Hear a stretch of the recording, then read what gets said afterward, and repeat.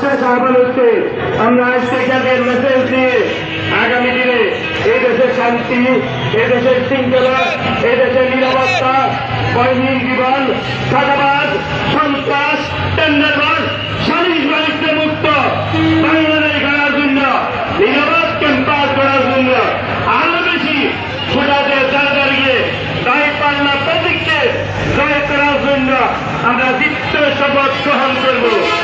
সভা ব্যক্ত করে সবাইকে ধন্যবাদ জানিয়ে আমার বক্তব্য শেষ করলাম। আসসালামু আলাইকুম ওয়া রাহমাতুল্লাহি ওয়া বারাকাতুহু।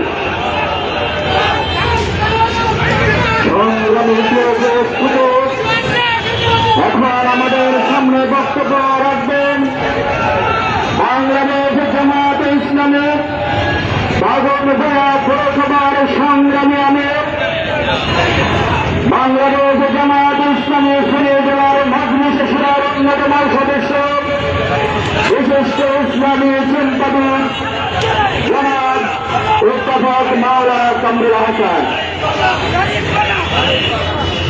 স্বেচ্ছাসেবক বাইরের দৃষ্টি আকর্ষণ করছি, আগত মিছিলগুলোকে পূর্ব দিকে দিয়ে দিবেন, 0 পয়েন্ট থেকে সরিয়ে দিবেন।